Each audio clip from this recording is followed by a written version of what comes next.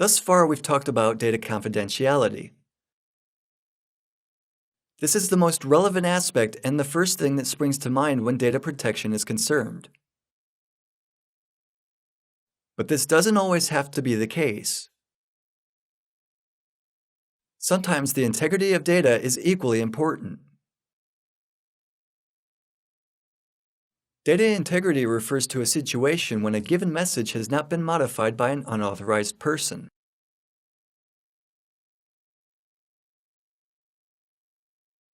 Data integrity can be maintained by adding specific checksums to the data. This method also helps protecting the integrity of operating system files.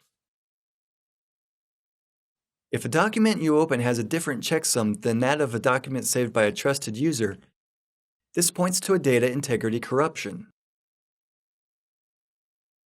Why is integrity so important?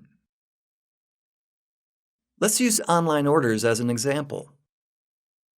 If someone has spied that we've ordered 5 books, this usually doesn't bother us.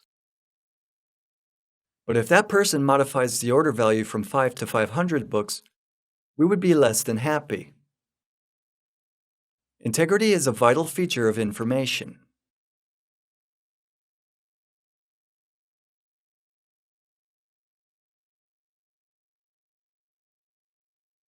Data authenticity is another key aspect to data security.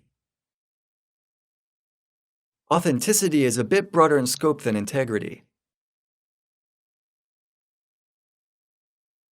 Authenticity is a feature of information that ensures that the sender of the data stream is legitimate, and that the data has not been modified after it was sent by a trusted sender.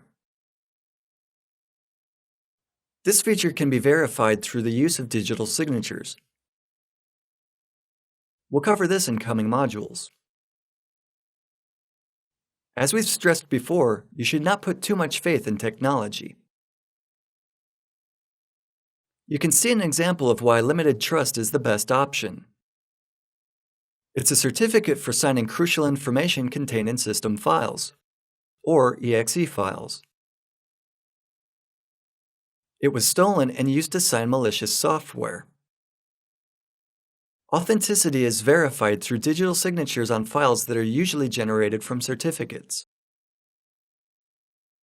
A certificate has an assigned level of trust a user can give.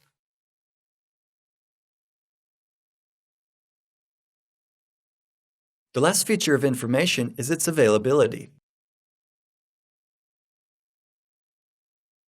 Data availability is specified in an SLA, Service Level Agreement. IT departments and business customers are bound with the terms and conditions of an SLA. The specifications of this contract define the maximum tolerable lengths of service unavailability and determine the amounts of information that can be lost after a disaster. You can find lots of information on SLAs on the internet. The key elements of the agreement are Recovery Time Objective, RTO, which is the duration of time in which a service can be unavailable.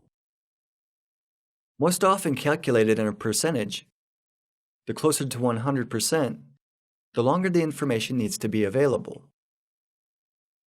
Recovery Point Objective, RPO, which is the amount of data that can be lost in the event of a failure. The Recovery Time Objective forms the foundation of all SLAs. The measure is the non-negotiable duration of time within which information or services can be unavailable. It is usually expressed as a number of nines. If a given service is to be provided 365 days a year, 24 hours a day, 7 days a week, this means that an RTO value that has 5 nines, 99.999%, can only be shut down for whatever reason, maintenance, attacks, threats, for 5 minutes in a year. Agreeing on a 5 nines RTO means that a given service or information has to be protected in a special way. It's impossible to provide an RTO this high if data is stored in one system only. Hosting companies usually agree to a 4-digit RTO. Under the same assumptions, 3 nines mean that a service can shut down for 8 hours per year maximum. You can't expect your only computer to be set up for the whole year without interruption. And 8 hours will probably be too little to successfully deal with an attack or to restore a system after a failure. Another part of an SLA which is defined in all contracts of this type is a recovery point objective, which is the measure that determines the amount of data that can be lost after an attack. It's easier to ensure a recovery point objective of 0%. It's a matter of replicating data and creating backups than to ensure an RTO equaling 99.999%. In the case of the RTO, high availability comes with the need for investing in expensive equipment.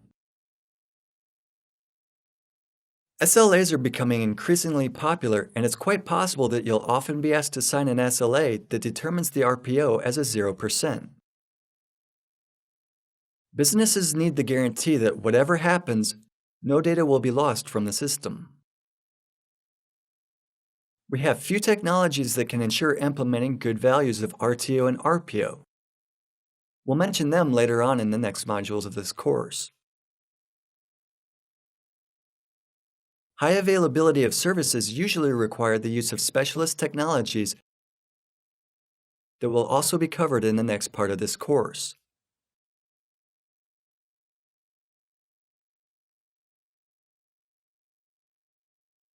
Thank you.